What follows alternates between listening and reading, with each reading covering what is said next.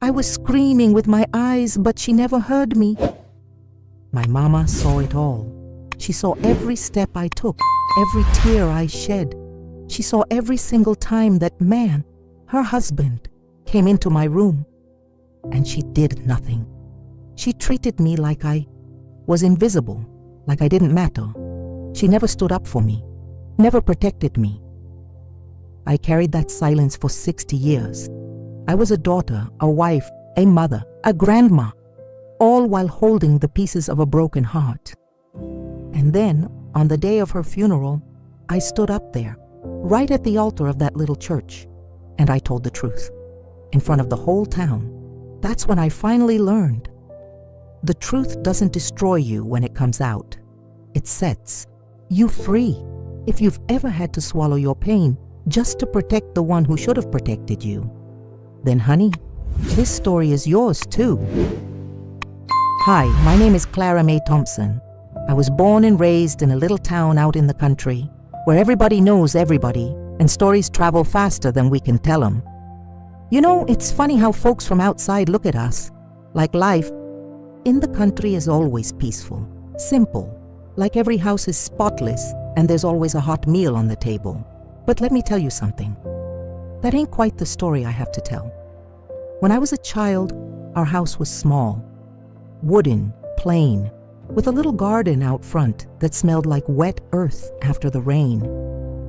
My daddy, well, he wasn't exactly the kind of man you'd brag about. My mama, Miss Ruth, she was strong, but not the kind of strong that speaks up. She was the kind of strong that just keeps going when things are already broken. I grew up watching her take care of everybody in town, never once stopping to care for her own pain. She was always the one giving, the one holding things together. But behind closed doors, when the world had gone quiet, I saw the truth. I saw her fear, the kind she couldn't hide no matter how hard she tried. Then there was my stepfather, the man who called himself my father. But he was nothing more than damage walking into my life. He didn't talk much, but the way he carried himself, it scared me. His eyes, Lord, those eyes felt heavy, like he was carrying the weight of the world. And somehow that weight fell on me too. I was just a girl, but I could feel that fear crushing me, and I didn't know what to do. I didn't even know how to ask for help. I used to look at my mama, silently begging her with my eyes, praying she'd pull me out of that place. But she didn't do a thing, nothing. I'd stand there, frozen, hoping that the woman who was so brave for everyone else would finally see me, would finally save me. But no, she saw what was happening. She saw everything, and still she said nothing. And I'd wonder, did she not love me? Did she just not care? I remember it like it was yesterday. Me, this tiny little girl, trying to hide in the corner of my bedroom, just hoping he'd leave me alone. That fear pressed so tight on my chest, but what hurt more was that every time I looked at my mama, it felt like she didn't see me. Or worse, she saw and still did nothing. Her silence cut, deeper than any word ever could. I learned to live with that fear. I stayed quiet, just like her. I hid, just like her. I wanted to be like my mama, strong, resilient. But at the same time, I wanted her to see me, to hold me, to shield me. She never gave me that. And every day that went by, her silence seeped deeper into me. It changed me, turned me into something I never wanted to be. A woman who didn't know how to speak about what had happened. A woman who carried it all inside. Day by day, the pain got heavier. I didn't understand what was wrong with me. Why didn't she protect me? It became such a heavy burden that as I grew up, I learned to hide it from everyone. I became good at pretending everything was fine, even though that wound never healed inside me. Time kept moving and so did I. But the silence, it stayed. When I looked at my mama, I saw a woman still trapped in fear, in silence, in the worry of what others might think. But the thing no one ever knew, the thing no one ever guessed, was that her silence. Not his hands, not his words. Her silence hurt me the most. I grew up with this feeling that life wasn't meant to be lived fully. It was something to survive. You moved through it cautiously with your heart locked away. I wanted to be strong like my mama, but I also felt this anger inside me. And anger I didn't know how to explain. Anger that I was never defended. Anger at her eyes that never lifted me out of that place. Anger that even in all that pain, she never did anything. And that anger, it grew inside me, it spread. I'd look at her and think, does she see me at all? Does she love me? But there was never an answer, only silence. And while she stood there, too afraid to protect me, I learned to live with the weight of what she never said. I grew up not knowing how to deal with the pain, not knowing how to handle what he did, and worse, not knowing what to do with what she didn't do. Now looking back, I see it clear. My mother saw me. She saw me in silence, but she never defended me. Life moved on, or at least pretended to. I got married young. That's what decent girls around here did. I met Jake Thompson at the county fair when I was in my early 20s. He had that quiet but steady way about him, the kind of man who could fix a tractor with nothing but wire and tape. He'd worked the land since he was a boy. Strong arms, the smell of grease and hay on him. He wasn't romantic, not really, but he was honest. And back then, honesty felt like halfway to happiness. We got married in the summer of 1972 in a little white church with chipped stained glass and the scent of old wood. I wore a simple dress sewn by Aunt Ruth and smiled for the pictures, even though my heart weighed a ton. Because even when everything looked right on the outside, inside I was broken. But I never told anyone, not even Jake. He didn't deserve to carry that burden. And me? I was already so used to hiding it, it felt natural to just keep quiet. We had 2 children, Michael and Lizzie. And Lord knows I tried to be a different kind of mother than mine had been. I protected them like a lioness, maybe even 2, much sometimes. If anyone so much as raised their voice around them, I'd boil over. But even while trying to do everything differently, I started to realize that some things still repeated themselves. Not on the outside, but deep inside. Me, there were days I couldn't even look in the mirror. I'd see that same look in my eyes, the one my mama used to have. Distant, hollow, like someone watching their own life go by without the strength to get out of the chair. And then the memories would come rushing back. Corners of the house I still avoided. The sound of footsteps behind me. That smell of his skin when he came near. It was like the past had found a permanent place to live inside my body. I gave everything to my home, my husband, my children. I cooked, I did laundry, I made breakfast, as if every pancake I flipped could somehow drown out a piece of my pain. And no one noticed. Everyone thought I was strong, that I had made it in life.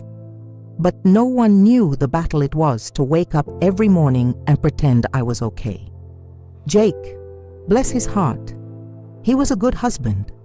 Hardworking, never laid a hand on me, always respectful.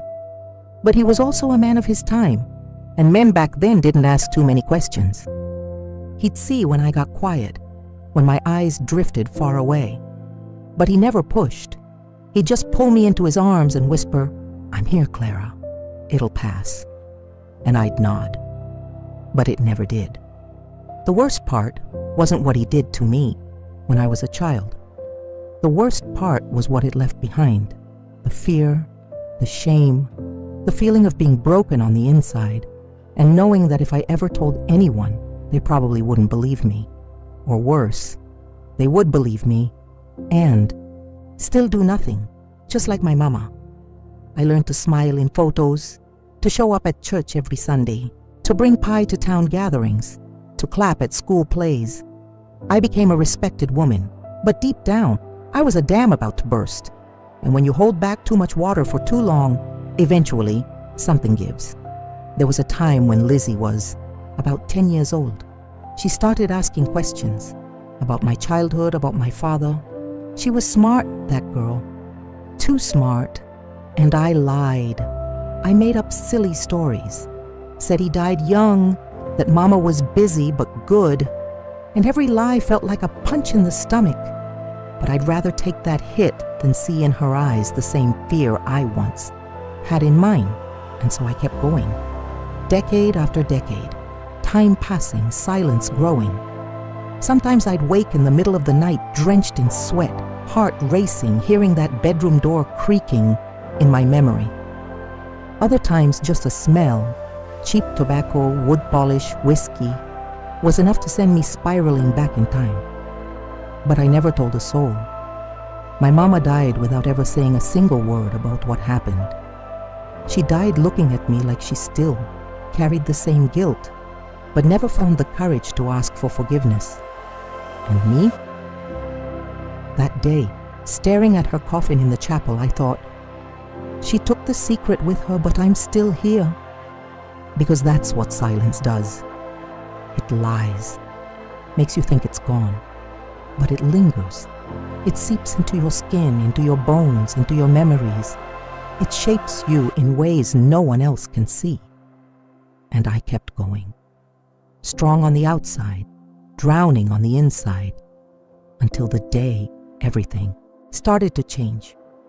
There are some things we think we've left behind, but they're still there, quiet, just waiting for the right day to show up again. I thought I had it all under control.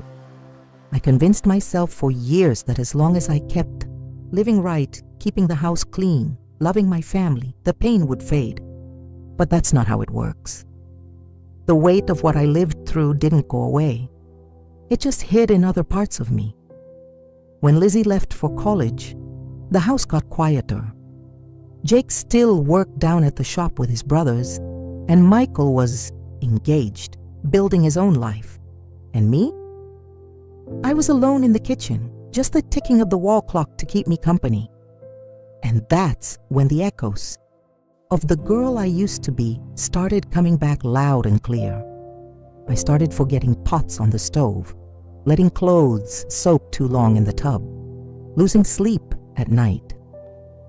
I'd sit on the porch, staring out at the open fields, the power poles lining the road, and my mind would drift back to Mama's little house, back to the smell of that old blanket, back to the sound of his footsteps on the wooden floor, and worst of all, back to the face of my mother, standing still, watching everything, not moving a single muscle.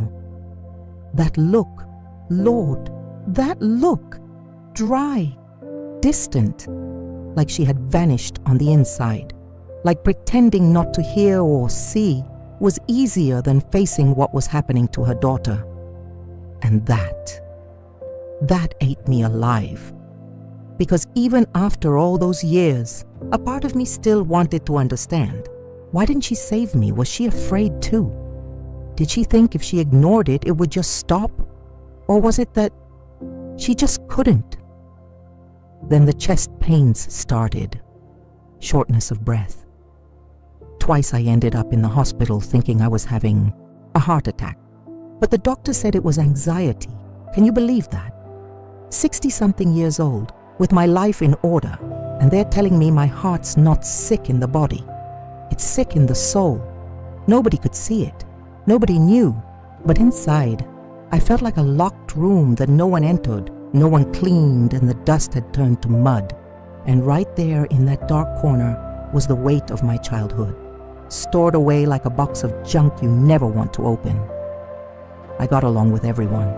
Folks around town called me Miss Clara with the apple cake, Clara from the church, and choir, the one who helps everybody. And I was all of that. But nobody saw the part of me that cried alone in the bathroom, hiding even from myself. There was one day that hurt more than all the others, Mother's Day. Because every time I got flowers or little notes from Lizzie, a deep sadness came over me. And it wasn't for me. It was for her, for Ruth, my mama. I'd ask myself, did she deserve that day? Did she ever feel guilt, regret? Or did she really believe, until the very end, that she did the best she could? Sometimes I tried to remember her not just as a mother, but as a woman. I tried to imagine what she went through. She grew up in a time when women weren't allowed to stand up to men, when family secrets stayed locked up tight, even if those secrets were killing us inside. But no matter how much I tried to understand, it didn't help, because the pain was still there. And now, its weight had become mine. I started avoiding family gatherings, stopped singing in the church choir. I didn't want anyone to see me like that. Smiling had become a chore. Jake noticed. He's a man of the land, but when it comes, to me, he's got a soft touch. One day he said to me, "Clara, you've got a sadness in your eyes. What are you carrying around in that heart of yours?" But I just shook my head and smiled with my lips, not with my eyes. You want to know what hurts the most? It's that we learn to live with pain like we learn to limp. We adapt, spend a lifetime walking crooked and call it our natural way of moving. I called my silence strength for far too long. I called my sadness habit, and it ate me alive. I started writing, picked up an old notebook, the kind with a hard cover and yellowed lines, and wrote down everything I remembered. There was no order, no pretty words. I just spilled. Names, dates, feelings, anger, fear, shame, guilt. It felt like every time I put something on the page, I took a little bit out of me. But I wasn't ready to show it to anyone. It was just mine, like a secret in reverse. Instead of hiding it, I was confessing, but only to myself. I didn't know back then that this notebook would be the start of my healing. All I knew was that I was tired of carrying the weight alone. The day everything started to shift was calm. Too calm, honestly. One of those spring mornings when the breeze smells like flowers and dust from the road. Jake had left early for the shop, and I was sitting on the porch swing with a cup of coffee in one hand and my notebook in the other. It had become a habit, writing while the world slowly woke up. But that day, something changed. I didn't write with sorrow. I didn't write with longing. I wrote with anger. Hot, alive anger. Anger toward my mama. And only God knows how much it hurt to admit that. Because we're raised to believe mamas are sacred, that you don't speak ill of them, that you swallow hard and say thank you, no matter what. But I was past the age of swallowing without chewing. I wrote, she saw me, she was there, and she did nothing. My hands trembled. It felt like I was breaking some ancient pact of silence. But instead of fear, I felt relief. It was true, plain and simple. And Lord, how freeing it is to say the truth, even if only to a piece of paper. Later that day, Lizzie called, said she was coming to visit that weekend with her husband and the boys. After we hung up, I found myself staring at her childhood photo in its frame, her golden braids, that gap-toothed smile, and I thought, I saved her, but who saved me? That afternoon, I went up to the attic to find an old quilt I'd promised Lizzie. Up there in the heavy heat, I stumbled over a cardboard box with my mama's things. Stuff I'd packed away years ago, things I'd never had the courage to go through. Curious, or maybe brave, I opened it. There was her worn Bible, some church fans, and a small leather-bound notebook. I thought it was a planner, but it was a diary. My hand went cold. I sat down on the dusty floor and started flipping through it. Her handwriting was firm, a little tilted, just like the way she used to write out recipes. But there were no recipes in this book, only questions, pain, confessions. There were dates that matched the worst days of my life. On one page, she wrote, "Today I saw a silent plea in Clara's eyes, but my legs didn't move. I was afraid he'd hit me, afraid of him, afraid of what they'd do to us. God forgive me. I'm dying inside. I cried. Not the kind of crying you do at funerals or sad movies. I cried like my soul was being emptied. The box of pain I'd kept sealed for so long cracked open and poured out a mess of rage, pity, love, and loss. I wanted to scream at her. I wanted to hold her. I wanted to ask her why she didn't protect me. And at the same time, thank her for writing it down. That night I didn't sleep. I sat on the edge of the bed staring at the ceiling, her diary in one hand, my notebook in the other. And I thought, if she was afraid, why am I still afraid? 2 days later, I took the diary to Pastor Henry from church. He's one of those good men, the kind who listens more than he talks. I handed him the little book with a trembling voice and said, I just needed someone else to know, someone who isn't paper. He looked at me for a long moment, quiet, then said, Clara May, some folks live decades burying what should have bloomed. But the truth is like a seed. One day it sprouts, even from the driest ground. That echoed inside me. The truth is a seed. That Sunday I went to church like always. Wore my light blue dress and the flowered hat, the one Lizzie says she hates. I sat in the same pew as always, but this time my heart was beating different. I wasn't just there to pray, I was there to start setting myself free. During the worship, I found myself looking around. So many people carrying things they never show. Women with tired eyes, men hard as stone, teenagers too quiet. The town looked small, but the silences were enormous. And I knew right then my story could be theirs too. That's when I decided I was going to tell. Not everything at once, not shouting it from the rooftops, but I was going to open my mouth, let the weight out, start with someone who'd listen without judgment, start with my notebook, maybe later, someone else. Because when you start breaking the silence, a part of you comes back to life, a part that had been buried so long you'd forgotten its name. That night, I rewrote my first entry. But now it wasn't just memory. It was a beginning.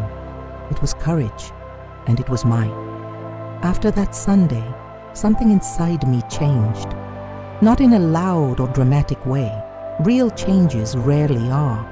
It felt more like a gate unlocking, and I finally had the courage to push it open with both hands. I started waking up earlier.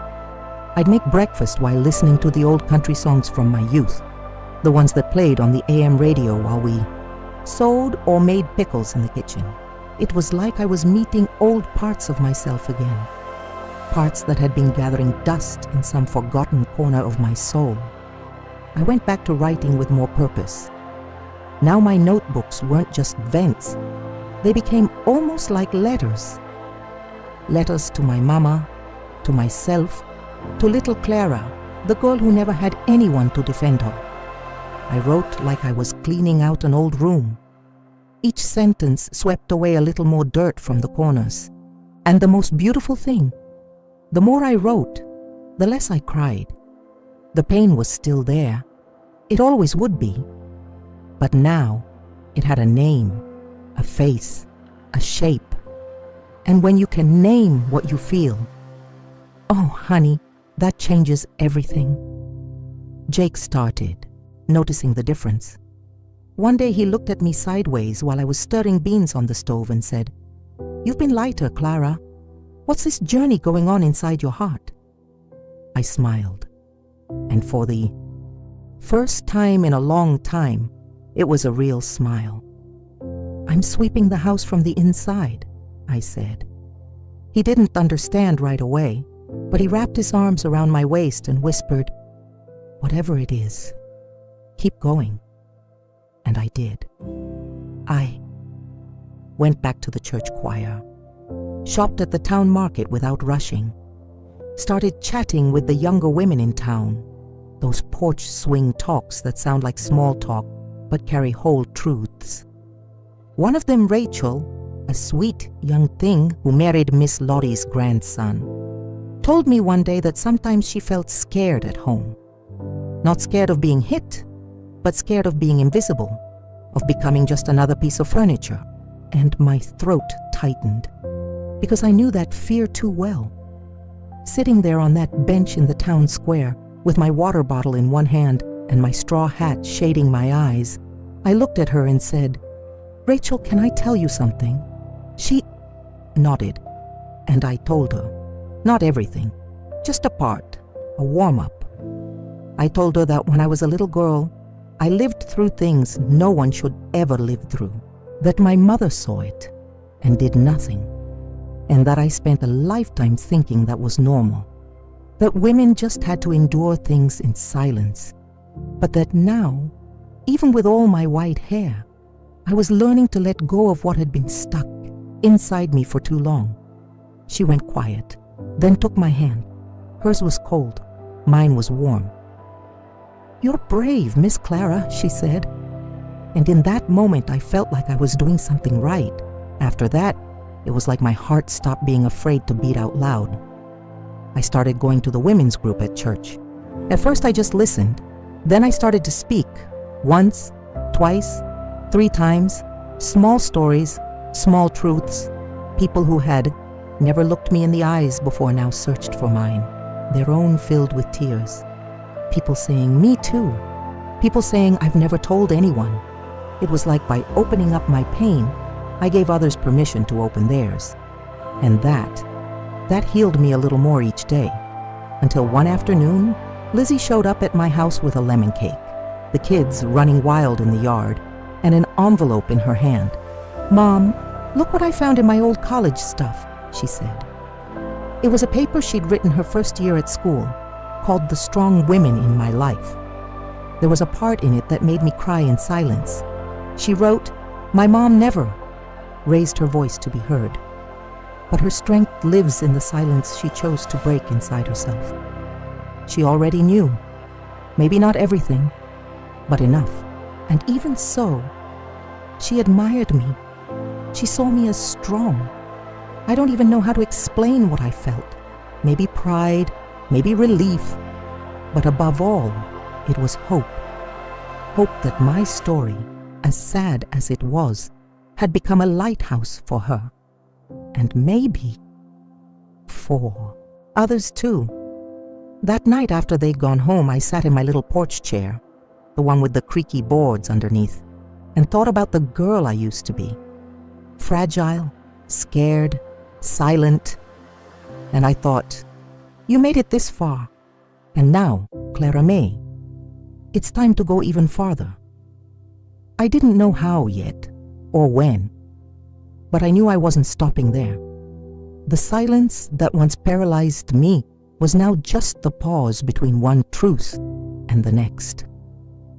And my voice, the one that had stayed hidden for so long, was finally learning how to tell the story the world needed to hear.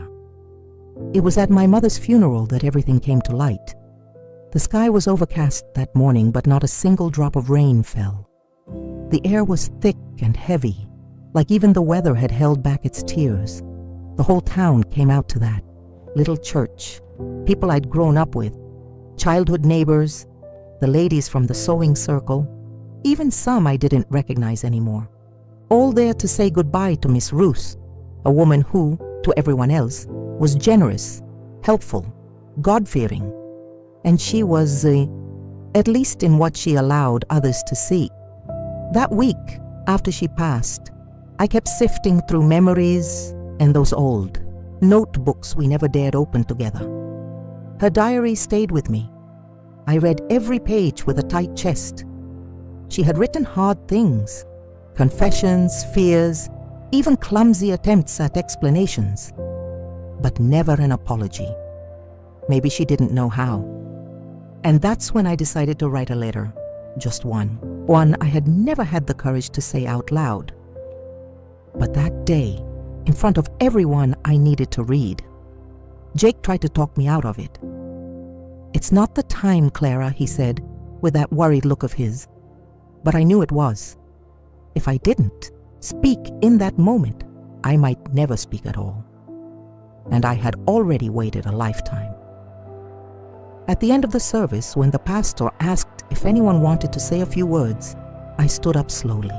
My knees ached, my hands trembled, but my heart was steady as stone. I climbed the 2 steps to the altar and asked for permission to speak. People shifted in their seats. Most of them knew me as a woman of few words, so they went, quiet, waiting.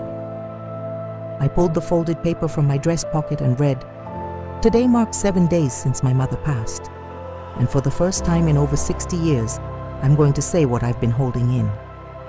Eyes widened. A few folks cleared their throats. I went on. "My mother saw horrible things happen to me, things no child should ever endure, and she stayed silent. She saw, but she never defended me." A soft murmur rippled through the crowd. I saw Miss Irene cover her mouth. The pastor bowed his head, but I didn't stop. My stepfather, the man you all knew as Miss Ruth's good husband, abused me for years. And my mother knew. She knew, and she stayed quiet.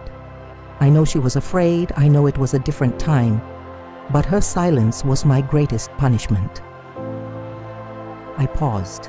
The air felt heavy in my chest, but I took a deep breath and kept going. I'm not here today to tarnish her memory. I'm here to free my own, because pain that stays hidden will rot you from the inside out. And I've seen too many women in this town suffer in silence, hiding what they've been through so they don't shame the family. I swallowed hard. I loved my mother. I still do. But she was wrong. And only now, at 72 years old, am I finding the courage to say that. Because we have to speak. We have to break the silence. The truth is a seed, and I refuse to die with it buried inside me. When I finished reading, the silence was so deep, you could hear the creak of the old pew as someone shifted in the front row. I looked ahead, then behind me, and I didn't see judgment in their eyes. I saw shock. I saw pain. I saw mirrors. I stepped down from the altar with weak knees, sat back beside Jake, who held my hand tight. He didn't say a word, just squeezed, and that squeeze said everything. I'm with you. After the service, no one came to condemn me.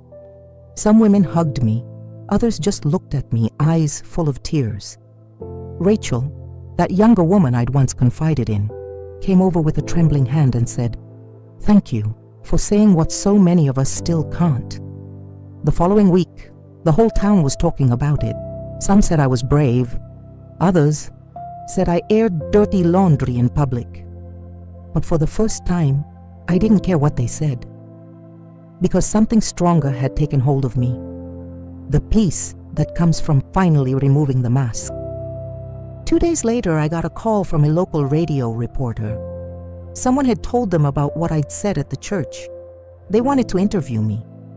I hesitated, but Jake, in his simple, steady way, said, "Clara, we spent our whole lives waiting for someone to save us, but maybe now you're the one meant to save someone else." So I said yes. I spoke on the radio, my voice trembling inside, and I told my story plain and honest without dressing it up. And what happened after that was more than I ever imagined.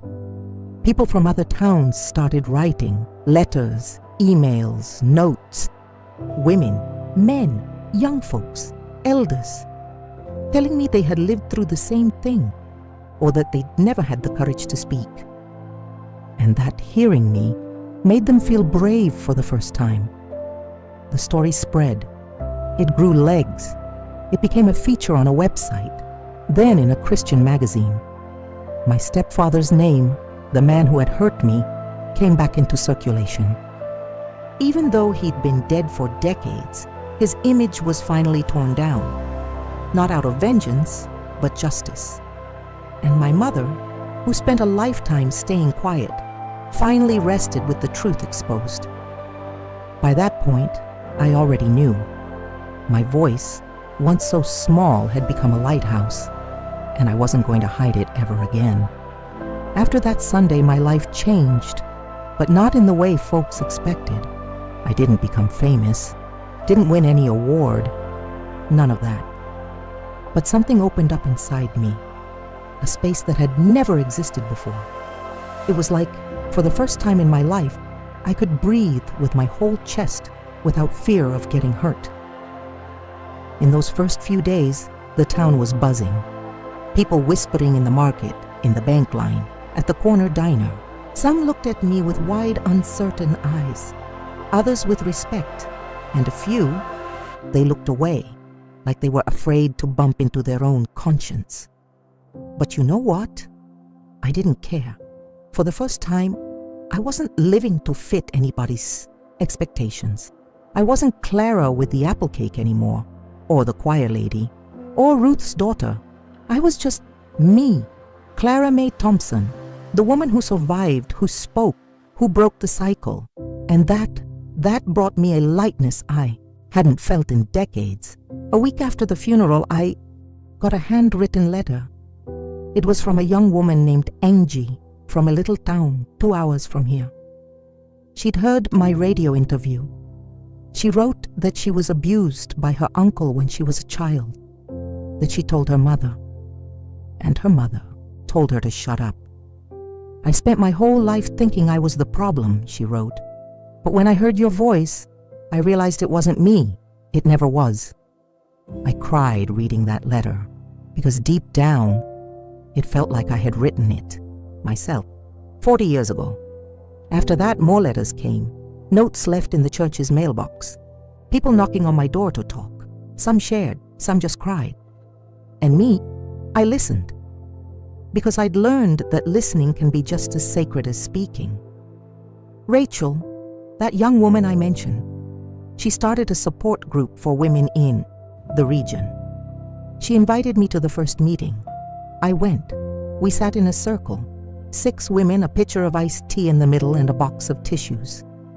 None of us were psychologists, no experts, just hearts that had been full for too long, and mouths that had stayed shut for even longer. I told my story again, but this time with less trembling. And I realized every time I told it, it hurt less, and at the same time, healed more. I started going to those meetings regularly. Sometimes I didn't even speak, just sat there, holding someone's hand, listening. One day, a 17-year-old girl opened up for the first time about what she'd gone through with her father. And you know what she said? I thought only old women had the guts to talk about this. But then I heard Miss Clara. Old. She said it with respect, mind you. And me, I felt proud. I never thought being old could mean hope. But there, in that circle, I saw that it was. Lizzie came to talk to me too. One day, we sat out on the porch with lemonade and a soft, comfortable silence between us. She looked at me with those eyes, grown woman eyes that still held traces of the little girl I raised. Eyes of someone who had been loved, protected. Thank God. And she said, Mama, I always knew you went through something. I just didn't know how much. I didn't answer right away. I just squeezed her hand. I did the best I could, baby, but I carried a lot inside. And now, I'm learning how to let it go. She rested her head on my shoulder. That simple gesture, it undid me, because for so long I thought my pain had made me a broken mother. But right then, I understood. I had been a whole mother in my own way. Because loving, even in silence, there was still love. And Jake, my Jake, not a man of many words, but what he lacks in speech, he makes up for in presence. One night after dinner, he looked at me with eyes a little misty, a rare thing, and said, Clara, I should have asked more, and I should have spoken, I replied. We hugged, no more words needed. Sometimes forgiveness lives in gestures. I started going out more, attending the grand kids' school events, visiting the library, walking, down the street with my head held high. People looked at me differently, but more importantly, I looked at me differently. I saw myself as a woman who had lived through hell and not only survived, but came back to tell the story. The woman who owns the town bookstore, Margie, invited me to speak at a reading event. She'd heard I was working on a book based on my notebooks and Mama's diary. She said she wanted me to read an excerpt. "It's heavy, Margie," I warned. "And necessary," she replied. I accepted, with butterflies in my stomach and the certainty that I couldn't stop now. That's when I realized my life, once built on unspoken things, was now made of liberated voices. I didn't need to shout, I just needed to keep going. Each word spoken, each hug received, each tear shared was part of my healing. And that, my dear, is the kind of new beginning even time can't erase. We spend our whole lives thinking freedom means no chains on your feet. But what I learned is that the heaviest chains are the ones we carry in our soul, and letting go of those, that's real freedom. After my story spread, it became the season of truth. Not just my truth, that one I had already told, but the truth of others, those who also knew but chose silence. My stepfather's name started circulating again, even though he'd been dead for years. People who once spoke of him with admiration now looked away. A retired teacher who worked with him at the school in the 70s sent me a letter asking forgiveness for not doing anything. She said she used to notice how quiet I was, how sad. But back then, a sad child was just a spoiled one. Another neighbor said she once heard my mother crying at night, but figured it was best not to get involved. And that's how silence grows, fed by those who choose to turn away. The biggest surprise, though, came from City Hall. One of the mayor's aides came to see me. They were organizing an awareness event about abuse prevention, and they wanted me to open with my story. At first, it felt strange, speaking in a public square. Me, who spent a lifetime silent.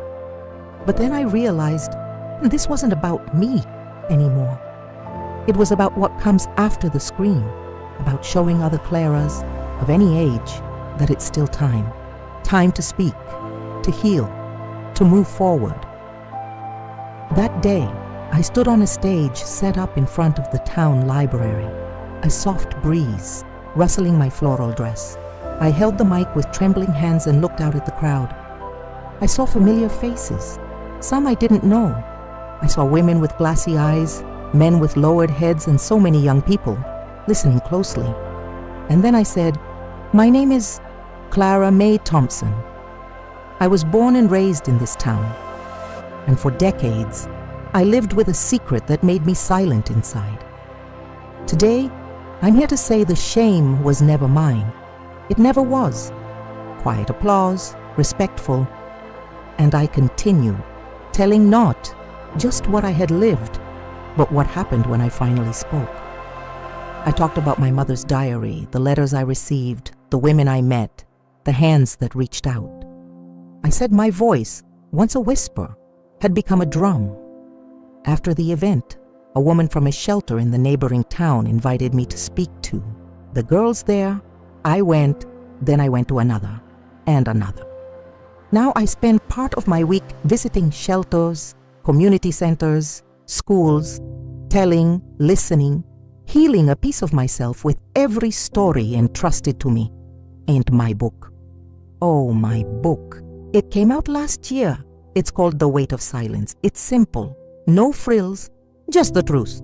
I wrote it in my words, with my accent, my pain, and a whole lot of love. Some people said they cried while reading it. Others said they finally felt seen for the first time. And that's worth more than any award. Jake, steady as always, comes with me when he can. Stands in the back of the room, hat in hand, chest proud. On our 50th wedding anniversary, he gave me a new wedding band. Engraved on the inside were the words, "You broke it. I stayed." And that's when I cried like a child. Because love, real love, doesn't fix everything, but it stays while we heal. And the abuser, that man who hurt me and hid behind my mama's last name, he's long gone. But justice came in its own way. The city removed his name from a public building that had been named in his honor back in the 80s. They replaced it with the name of a teacher who saved lives. Small gesture, maybe, but to me, it was like erasing a ghost. And my mama? Well, she's gone too, and she never asked for forgiveness.